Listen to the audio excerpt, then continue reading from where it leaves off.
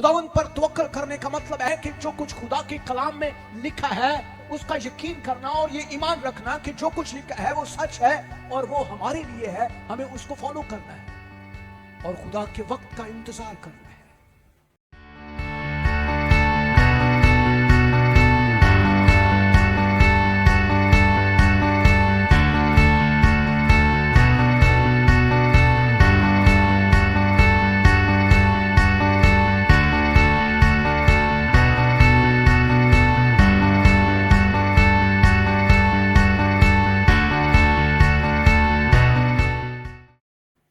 आज मेरे अजीजों, खुदा के कलाम की तलावत करेंगे। बाइबल मुकद्दस को खोलें और ज़बूर 37 आज हम खुदा के कलाम में से सीखेंगे अपने तसल्ली और इत्मीनान के लिए। ज़बूर 37 जो है ये एक मुकम्मल, खूबसूरत और बड़ा ही तसल्ली बख्श ज़बूर है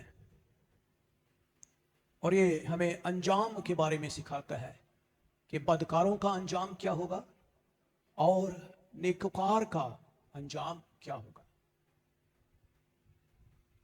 सो खुदा का बंदा दाऊद ज़बूर नवीस बयान करता है, तू बदकरदारों के सबब से बेजार ना हो और बदी करने वालों पर रश्क ना कर, फखर ना कर उनके ऊपर, क्योंकि वो घास की तरह जल्द काट डाले जाएंगे और सब्जा की तरह मुरझा जाएंगे। खुदावन पर तवक्कल कर और नेकी कर। हालेलुया। क्या कर? नेकी कर। मुल्क में आबाद रहे और उसकी वफादारी पर परवरिश पा। खुदावंद में मसरूर रहे और वो तेरे दिल की मुरादें पूरी करेगा। Praise the Lord. किस में मसरूर है? किस में? अपनी राह खुदावंद पर छोड़ दे और उस पर तवक्कल कर, वही सब कुछ करेगा। वो तेरी रास्तबाजी को नूर की तरह और तेरे हक को दोपहर की तरह रोशन करेगा। खुदावंद में मुतमईन रह और सब्र से उसकी आस रख। हालेलुया। उस आदमी के सबब से जो अपनी राह में कामयाब होता है और बुरे मंसूबों को अंजाम देता है, बेजार ना हो, कहर से बाज आ, गजब को छोड़ दे, बेजार ना हो, उससे बुराई ही निकलती है, क्योंकि बदकरदार काट डाले जाएंगे, लेकिन जिनको खुदावंद की आस है मुल्क के वारिस होंगे। सो आगे हम देखते हैं खुदा का बंदा दाऊद बड़ी खूबसूरती से बयान करता है आयत नंबर 17 के अंदर, क्योंकि शरीरों के बाजू तोड़े जाएंगे लेकिन खुदावंद साधकों को संभालता है। कामिल लोगों के आयाम को खुदावंद जानता है, उनकी मेरास हमेशा के लिए होगी। वो आफत के वक्त शर्मिंदा ना होंगे और काल के दिनों में आसूदा रहेंगे। हालेलुया। ये सब आपके लिए है, ये आपके लिए है, ये हम सब के लिए है। खुदावंद के दुश्मन चरागाहों की सरसब्जी की मानद होंगे, वो फना हो जाएंगे, वो धुएं की तरह उड़ जाएंगे। शरीर कर्ज लेता है और अदा नहीं करता, लेकिन साधक रहम करता है और देता है, क्योंकि जिनको वो बरकत देता है वो जमीन के वारिस होंगे और जिन पर वो लानत करता है वो काट डाले जाएंगे। इंसान की रविश खुदावन की तरफ से कायम है और वो उसकी राह से खुश है। अगर वो गिर भी जाए तो पड़ा ना रहेगा, क्योंकि खुदावंद उसे अपने हाथ से संभालता है। हालेलुया। और आखिर 25वीं आयत बड़ी खूबसूरत आयत, मैं जवान था और अब बूढ़ा हूं। दाऊद कहता है मैं जवान था लेकिन अब मैं बूढ़ा हूं, तो भी मैंने सादक को बेकस और उसकी औलाद को टुकड़े मांगते नहीं देखा। हालेलुया। वो दिन भर रहम करता है, कर्ज देता है और उसकी औलाद को बरकत मिलती है। बदी को छोड़ दे और नेकी कर और हमेशा तक आबाद रहे, क्योंकि खुदावन इंसाफ पसंद करता है और अपने मुकद्दस को तर्क नहीं करता। वो हमेशा के लिए महफूज है। साधक जमीन के वारिस होंगे और वो उसमें हमेशा बसे रहेंगे। साधक के मुंह से दानाई निकलती है और उसकी जुबान से इंसाफ की बातें निकलती हैं। उसके खुदा की शरीयत उसके दिल में है, वो अपनी रवश में फिसलेगा नहीं। शरीर साधक की ताक में रहता है और उसे कत्ल करना चाहता है, खुदा उसे उसके हाथ में नहीं छोड़ेगा। और जब उसकी अदालत हो तो उसे मुजरम ना ठहराएगा। खुदावन की आस रख और उसकी राह पर चलता रहे और वो तुझे सरफराज करके जमीन का वारिस बनाएगा। मेरे अजीजों, ये ज़बूर हमें बड़ी तसल्ली और इत्मीनान बख्शता है। और हम देखते हैं इसका आगाज होता है, तू बदकारों के सबब से बेजार ना हो और बदी करने वालों पर रश्क ना कर। कई दफा हम सोचते हैं कि खुदावन हम मुश्किल में हैं, परेशानी में हैं, हम आजमाइश में हैं, हम दुखों में हैं, लेकिन वो लोग देख जो बदकार हैं, जो इस दुनिया के अंदर हर तरह से बदी करते हैं, बुरे काम करते हैं, लेकिन वो आबाद हैं, वो हमेशा सरफराज रहते हैं। इसकी वजह क्या है? लेकिन कलाम कहता है कि तू रश्क ना कर।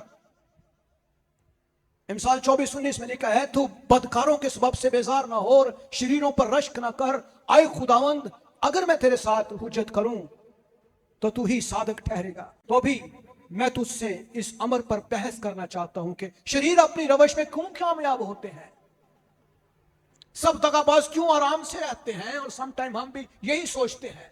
लेकिन खुदा आपसे ये कलाम कर रहा है कि आप उन पर रश्क ना करें, अब उनको उन बदी के अंदर देखकर खुश ना हो, क्योंकि बदकार जो है वो जल्द उनका इंसाफ होने वाला है।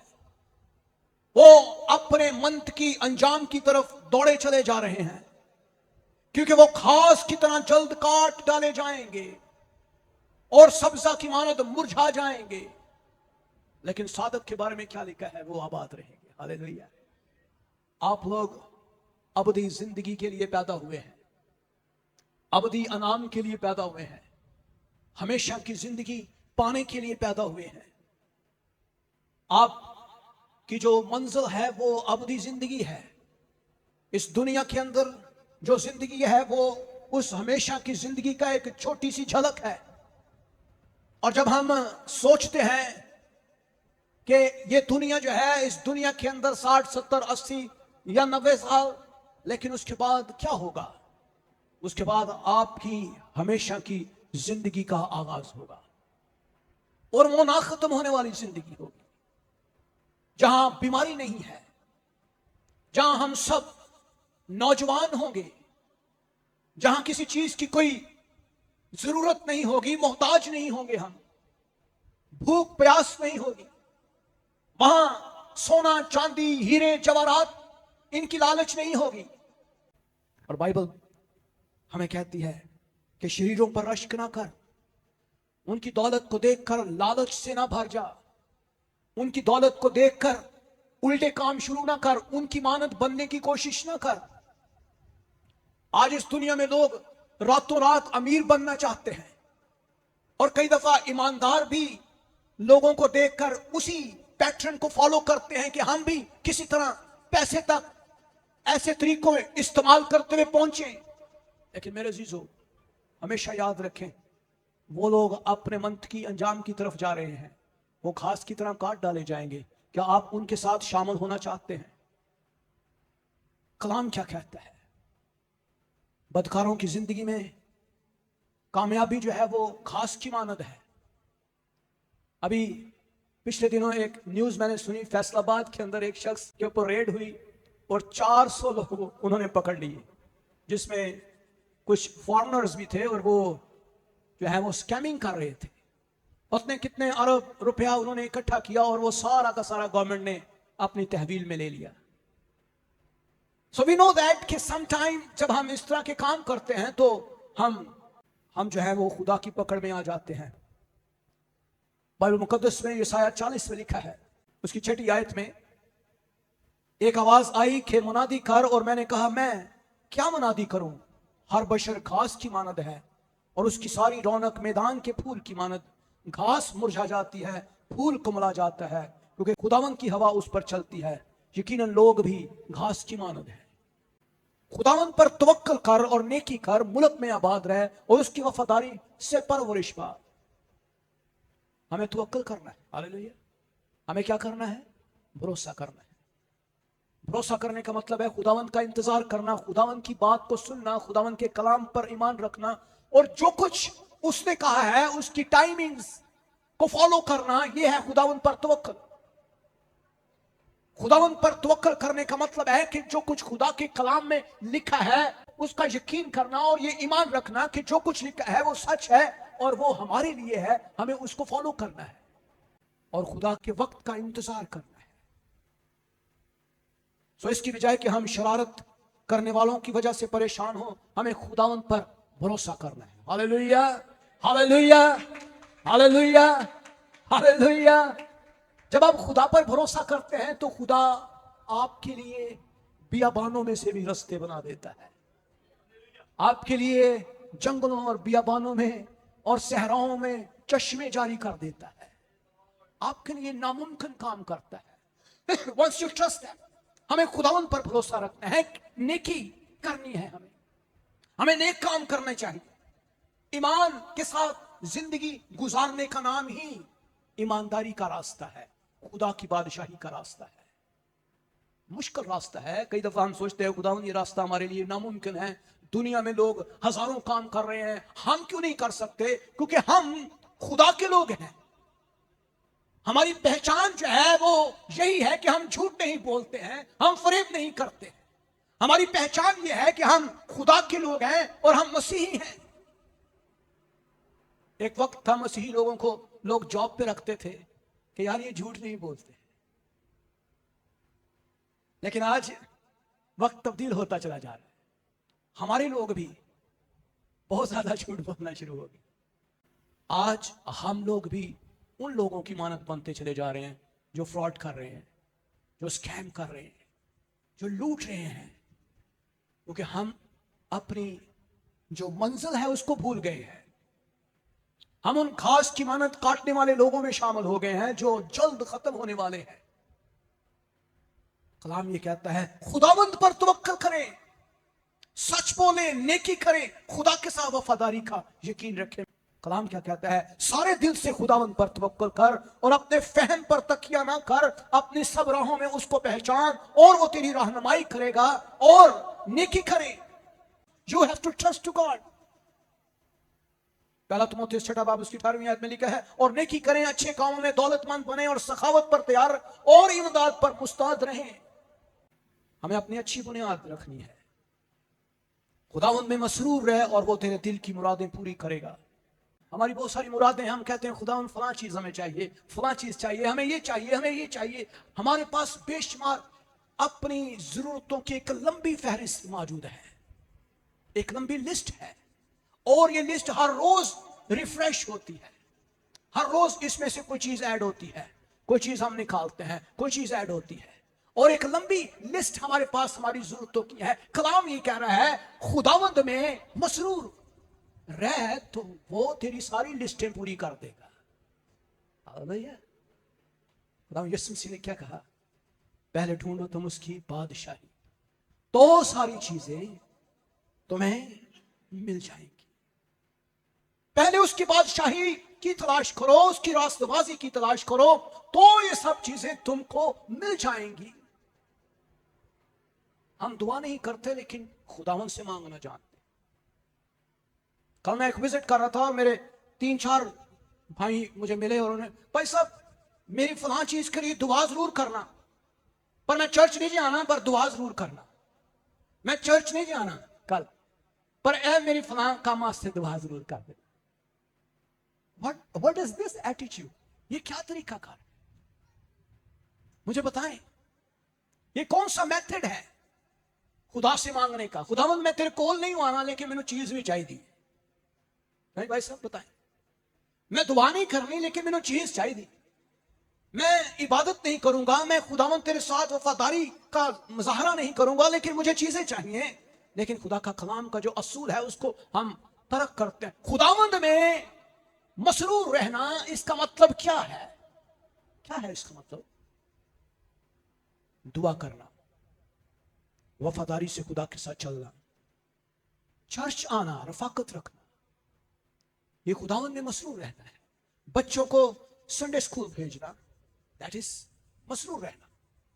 खुदा के कामों में बढ़ चढ़कर हिस्सा लेना, खुदा की बादशाहत के लिए कंसर्न रखना, फिक्र रखना, खुदा के हुक्मों पर फॉलो करना, उनको हुक्म को मानना।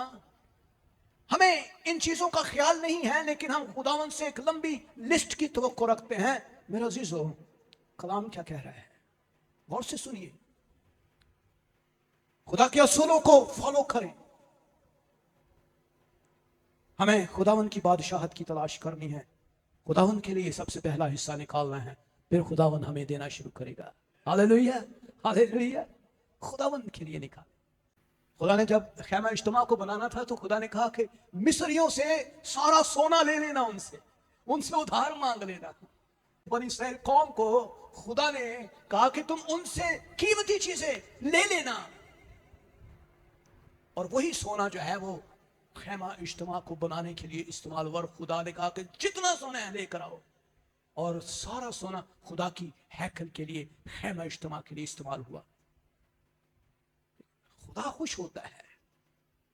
और आगे लिखा है 5वीं आयत में, अपनी राह खुदावन पर छोड़ दे और उस पर तवक्कल कर, वही सब कुछ करेगा। आपके हाथ में क्या है मुझे बताएं।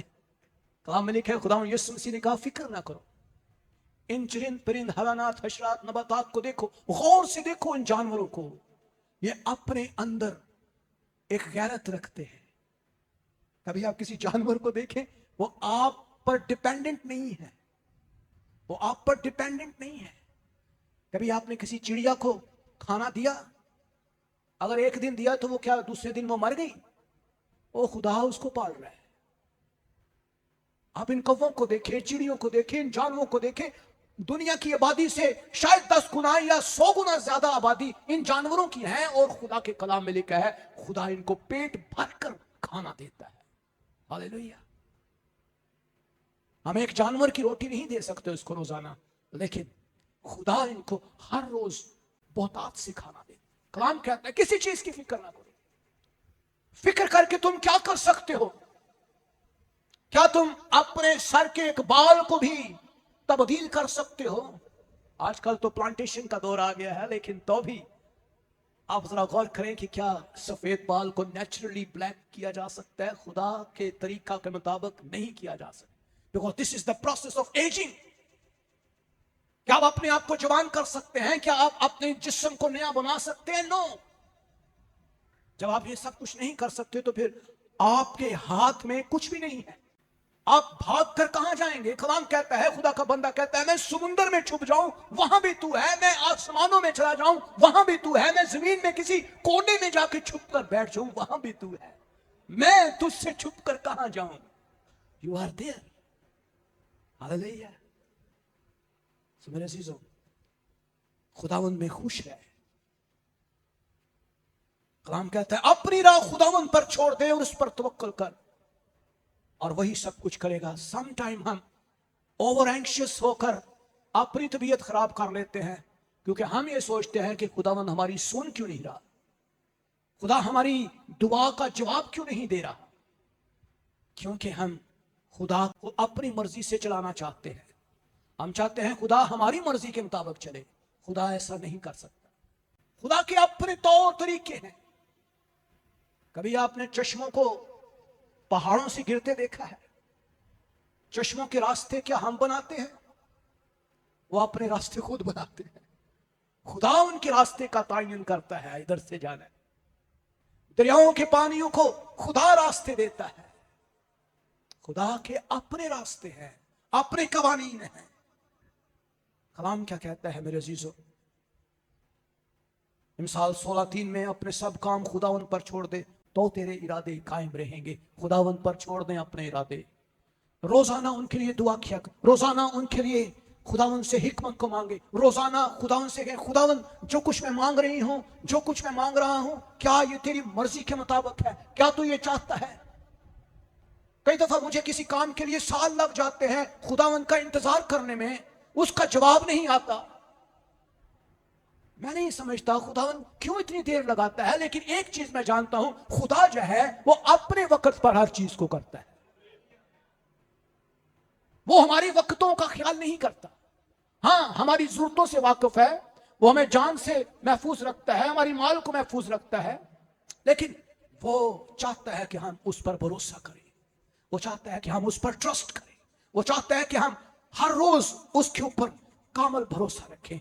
खुदा के कलाम में ज़बूर 55:22 में लिखा है, अपना बोझ खुदावन पर डाल दे, वो तुझे संभालेगा। अपना बोझ किस पर डाल दे, किस पर डाल दे? ਅਸੀਂ ਕਹਿੰਦੇ ਆ ਪਾਦਰੀ ਸਾਹਿਬ ਤੁਸੀਂ ਸਾਡਾ ਬੋਝ ਚੁੱਕ ਲਓ। पादरी बेचारा पहले ही थके होता है यार। हम बड़े बड़े खादमों से कहते हैं, भाई साहब आप हमारा बोझ उठाएं, आप हमारे लिए दुआ करें, आप हमारे साथ खड़े हों। कलाम क्या कहता है? अपना बोझ खुदावन पर डाल दे। हालेलुया। आए खुदावन से तवक्को रखें, आए अपनी नजरें इंसानों की बजाय खुदा के ऊपर रखें, जो सोर्स है, जो हर चीज को मुहैया करता है। कलाम कहता है अपना बोझ खुदावन पर डाल दे, वो तुझे संभालेगा, वो सादक को कभी जुम्बश ना खाने देगा। क्या आप सादक हैं? क्या आप सादक हैं? सवाल ये पैदा होता है कि क्या वाकई हम सादक हैं? कई दफा खुदा का कलाम हमें सिखाता है हमें इन चीजों को छोड़ने की जरूरत है। कई दफा हमें खुदा दिखाता है हमें अपने अंदर से बदी को, नफरत को, गुस्से को, हमें हरामकारी को, ज़नाकारी को, शराबनोशी को, जुए को छोड़ना है ताकि खुदावन हमारे बोझ को उठा सके। मेरे अजीजों, आयत 6 क्या कह रही है? वो तेरी रास्तबाजी को नूर की तरह और तेरे हक को दोपहर की तरह रोशन कर देगा। मेरे अजीजों, जब हम खुदा पर भरोसा करते हैं तो वो हमारी रास्तबाजी को और इंसाफ को वाज़िया कर देता है। हालेलुया। वो हमें प्यार करता है।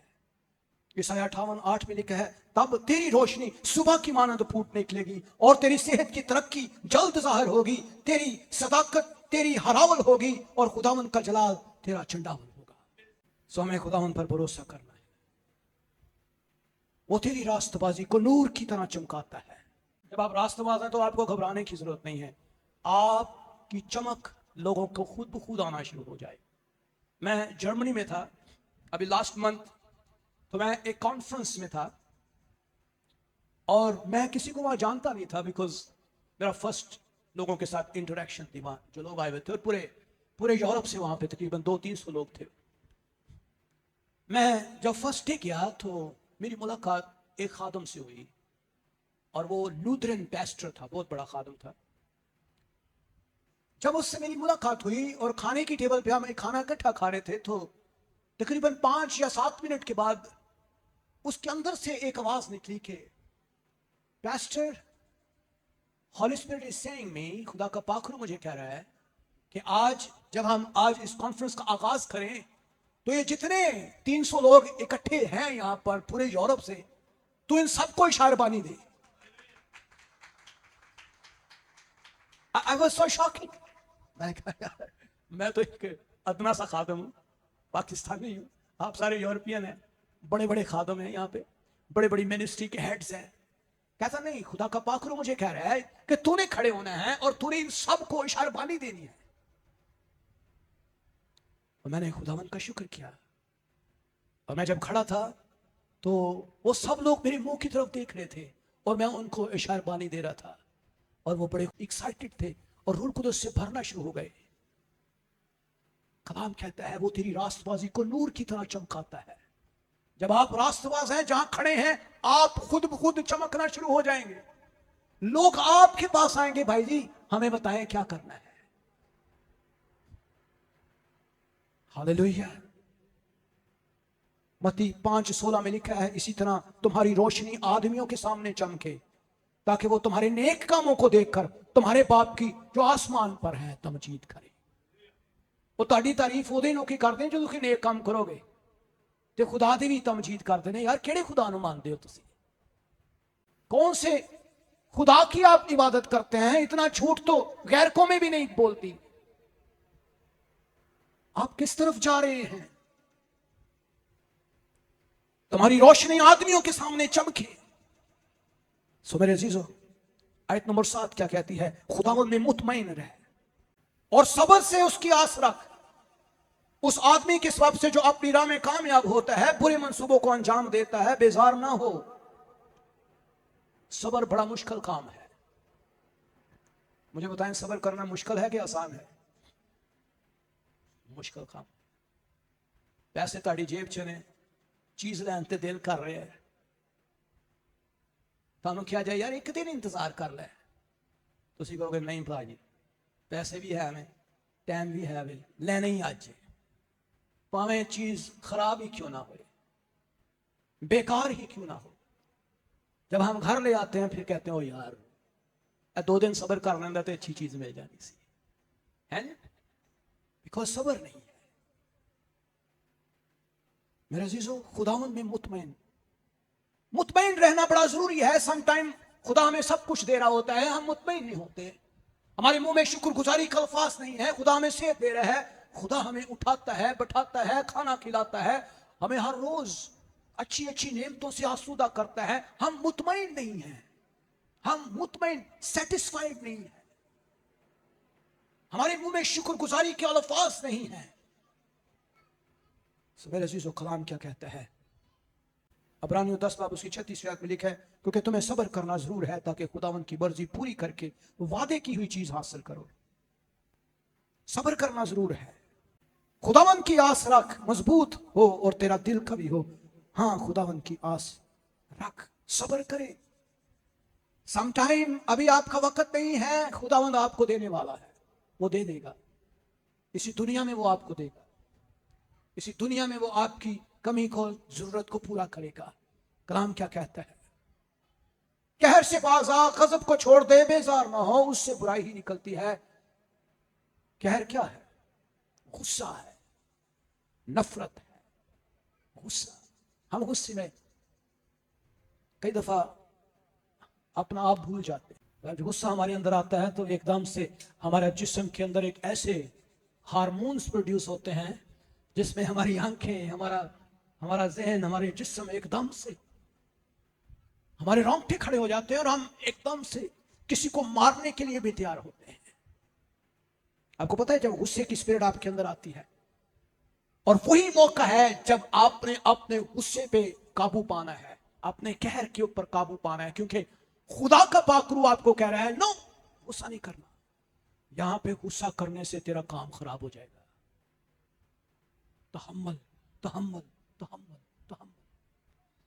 कई दफा हम अपने घर को बर्बाद कर लेते हैं सिर्फ गुस्से से, क्योंकि हमारी जुबान हमारे कंट्रोल में नहीं होती है, और गुस्से में से मुंह से निकले हुए अल्फाज हमारी जिंदगियों को तबाह बर्बाद कर देते हैं। कई दफा कलाम कहता है गुस्सा और रंजिश, ये हमें उससे परहेज करना है, क्योंकि ये मनफी जज्बात सिर्फ मजीद बुराई का बायस बन रहे हैं, नफरत का बायस बन रहे हैं। और आज घर जो है वो तबाही का सबब इसीलिए है क्योंकि गुस्सा हमारे घरों के अंदर राज करता है। आयत 16 में लिखा है, सादक का थोड़ा सा माल बहुत से शरीरों की दौलत से बेहतर है। हालेलुया। आपका थोड़ा सा माल जो है वो शरीरों की बहुत बड़ी बड़ी गाड़ियों, बंगलों से बहुत बेहतर है। कभी आप उनकी जिंदगियों पर गौर करें। एलॉन मस्क जो है वो बहुत बड़ा अमीर शख्स है, अमेरिकन, और ट्विटर का मालिक है, बहुत बड़ा बिजनेस है उसके पास। एक दफा किसी स्टूडेंट ने उससे क्वेश्चन किया कि मैं आपकी मानद बनना चाहता हूं, I want to be like you Elon, I want to be like you, you are the richest person in the world. तो उसने एक जवाब दिया, उसने कहा कि मेरी मानद बनने की कोशिश कभी ना करना, क्योंकि मेरी जिंदगी जो है ये अजाब की मानद है। मेरी जिंदगी में बहुत ज्यादा दुख है, मेरी जिंदगी खानदान से खाली है, मेरी जिंदगी से मैं बेजार हूं, मैं अपनी जिंदगी से तंग हूं, मेरी मानद ना बनना। He is the richest person. आप उसके इंटरव्यू को देखें, जब वो सऊदी अरेबिया में आया था, स्टूडेंट्स के साथ उसकी इंटरेक्शन थी, और मैं जब उसका इंटरव्यू सुन रहा था तो मैं हैरान हुआ इस बात से कि एक अमीर शख्स कहता है मेरी मानद ना बनना, क्योंकि मैं एक नॉर्मल इंसान नहीं हूं, मेरा खानदान तबाह हो चुका है, मेरी जिंदगी तबाह हो चुकी है। खुदा कह रहा है आप थोड़े में वफादार हैं। सादक का थोड़ा सा माल बहुत से शरीरों की दौलत से बेहतर है। थोड़ा जो खुदावंद के खौफ के साथ हो, उस बड़े गंज से जो परेशानी के साथ हो, बेहतर है। मिसाल 15-16 में लिखा है। कनाइत करें। कंटेंटमेंट इंग्लिश का वर्ड है। और कलाम कहता है but godliness actually is the source of great gain when accomplished by contentment. That means कि आप थोड़े से खुश हो, शादमान हो। खुदावंद तेरा शुक्र है, तू मुझे 2 वक्त की अच्छी रोटी दे रहा है, मुझे सेहत दी हुई है तूने। I have no any infirmity in me. कलाम क्या कहता है? क्योंकि शरीरों के बाजू तोड़े जाएंगे, क्योंकि खुदावंद साधकों को संभालता है। हालेलुया। खुदावंद किनको संभालता है? साधकों को संभालता है। कामल लोगों के आयाम को खुदावंद जानता है, उनकी मिरास हमेशा के लिए होगी, उनकी मिरास हमेशा के लिए होगी। और 19वीं आयत में लिखा है वो आफत के वक्त शर्मिंदा ना होंगे और काल के दिनों में आसूदा रहेंगे। आपको पता है एलिया के वक्त में एक बहुत बड़ा काल आया था, और एलिया किस औरत के पास गया? सारपत की एक बेवा के यहां चला गया। खुदा ने कहा जाओ उसके पास चला जा। और पूरे इलाके में काल था, ना खाने को चीज, ना पीने को चीज। लोग मर रहे थे, घरों के अंदर ही मौत वाकया हो रही थी, सब लोग मर रहे थे। और वो औरत जो है वो अपने एक बेटे के साथ अपनी मौत की मुंतजर थी। खुदा का बंदा एलिया जाकर कहता है आई औरत मुझे खाने को दे। उसने कहा मेरे पास सिर्फ थोड़ा सा आटा है, हम तो अपनी मौत का इंतजार कर रहे हैं क्योंकि हमारे पास खाने को कुछ नहीं है। खुदा का बंदा एलिया कहता है तेरे पास खाने को कभी कमी नहीं होगी, ना तेरे घर से तेल खत्म होगा। गौर से सुन, मुझे खाने को बना कर दे। उसका ये ईमान था कि जो कुछ खुदा के बंदा के मुंह से निकला है वो पूरा होगा। और उसने कहा हाँ मैं थोड़ा सा जो आटा है वो बना के तुझे देती हूं। वो खाना उसको बनाकर देती है। और उसके बाद एलिया उसको क्या कह रहा है? जा अपने हमसायों से जितने बर्तन हैं वो उधार मांग कर ले आ, जितने भी हैं वो लेगा, क्योंकि जो कुछ मैं अभी करने को हूं वो तूने कभी जिंदगी में देखा नहीं होगा। And she trusted God. वो खुदावंद पर भरोसा करती है। वो सारे बर्तन उधार उधार मांग कर लेकर आ रही। लोग हैरान हो रहे हैं यार की पागल हो गई है बुढ़ी, काल पे है बर्तन इकट्ठे कर दी पई। और वो थोड़ा सा जो तेल है कुपी के अंदर था, और बड़े बड़े बर्तन जो है वो तेल से भरते चले जा रहे हैं, भरते चले जा रहे हैं, भरते चले जा रहे हैं। कलाम क्या कह रहा है मेरे अजीजों? वो आफत के वक्त शर्मिंदा ना होंगे और काल के दिनों में आसूदा ना रहेंगे। हालेलुया। नेक लोग मुसीबत और कहत के दिनों में भी महफूज रहते हैं मेरे अजीजों। कलाम कहता है लेकिन शरीर हलाक होंगे, खुदावन के दुश्मन चरागाहों की सर सब्जी की मानद होंगे। वो फना हो जाएंगे, वो धुएं की तरह उड़ जाएंगे। 21वीं आयत में लिखा है शरीर कर्ज लेता है और अदा नहीं करता, लेकिन साधक रहम करता है और देता है। आज हमारी कौम जो है वो कर्ज में डूबी हुई है। मैंने बहुत सारे लोगों को देखा है वो मकरूज है। कोई भी शख्स को देखें भाई साहब अन्ना कर्जा चढ़े है, इतना कर्जा मैंने देना है, इतना फना कर्जा मैंने। हम ईमानदारी का रास्ता भूल गए, हम खो गए हैं। गलती से हम किसी और रास्ते पे चल पड़े। मैं आपको अपनी मिसाल देता हूं। बहुत साल पहले, गालबन 15-20 साल पहले मेरे पास तकरीबन 10 बैंकों के कार्ड थे। जितने बैंक सारे मशहूर बैंकों के कार्ड मेरे को था, सब बड़े बड़े बैंकों के कार्ड मेरे पास थे, क्रेडिट कार्ड्स थे। और मैंने बनवाए हुए थे कि यार मैं जब मुझे जरूरत होगी मैं इस्तेमाल करूं। मैंने फलां बैंक से कर्जा लेना, फलां चीज लेनी, फलां चीज लेनी, उधर से उतारना, उधर से लेना, वहां से लेना, उधर से उतार देना। और एक वक्त आया कि मेरे पास तकरीबन 10 से 12 लाख का मेरे ऊपर कर्ज चढ़ गया बैंकों का, क्रेडिट कार्ड्स का। और कलाम मैं पढ़ रहा था और दुआ कर रहा था, और अस्तिशना की किताब का एक हवाला मेरे सामने आया, और वहां लिखा है कि जो खुदा के साथ वफादारी का वादा यह है, खुदा ने कहा बनी इस्राएल कौम का तू कर्ज लेने वाला नहीं बल्कि कर्ज देने वाला होगा। यहां पे मैं ठहर गया। मैं क्या खुदावन मसीह से कर्ज ले लिया, थक गया। तू कह रहा है कि हम खुदा के लोग होते हुए कर्ज लेने वाले नहीं बल्कि कर्ज देने वाले होंगे। मैं कहा नहीं यार, मैं तो एक गलत रास्ते पे चल पड़ा, मेरा तो रास्ता फर्क है। मेरा रास्ता कर्ज लेने वाला रास्ता नहीं है, कर्ज देने वाला रास्ता है। मैंने उसी दिन अपने सारे बैंक्स के कार्ड जो हैं वो काटे। Can you believe it? मैंने काटे, मैंने काट कर सारे कार्ड अपने डिस्ट्रॉय कर दिए। और जो कर्जा था वो मैंने खुदावन के फजल से मैंने उतारा उसको। मैंने कहा यार ये लानत है मेरे ऊपर, मैंने ये उतार दिया। आज 20 साल हो गए गालबन, मेरे पास कोई बैंक का कार्ड नहीं है। सो एक जस्ट वन कार्ड, चूंकि वो मेरी जरूरत होती जब मैं बाहर जाता, जस्ट वन। और वो भी मेरा टोटली, उस पर कोई कर्जा नहीं होता। मैं बिल्कुल डेट फ्री जिंदगी गुजारता हूं। मेरे ऊपर किसी का कोई कर्जा नहीं, ना कभी भाई का, ना कोई बहन का, ना कोई अजीज का, ना रिश्तेदार, ना बैंक का। डेट फ्री लाइफ है मेरी। सो कलाम ये कहता है शरीर जो है कर्ज लेता है, अदा नहीं करता, लेकिन साधक रहम करता है। हालेलुया। सो मेरे अजीजों, हमें कलाम के ऊपर हमें फोकस करना है। इंसान की रवश खुदावन की तरफ से कायम है और वो उनकी राह से खुश है।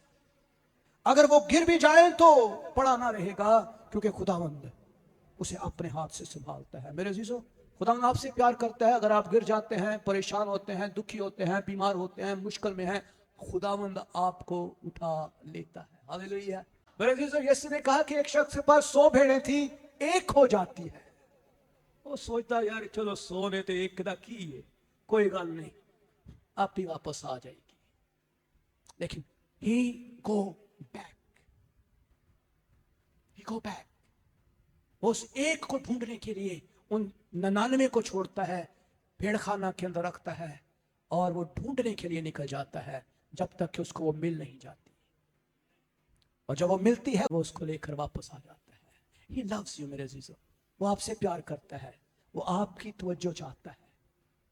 सिर्फ मसला ये है कि हम चालाक भेड़े बन जाती हैं, हम खुदावन से खुद ही भाग जाते हैं। हम खोते नहीं हैं, हम खुद भागते हैं खुदावन। हम खुदावन से बहुत दूर भागना चाहते हैं। हम कहते नहीं खुदावन तेरे को आना ही नहीं है,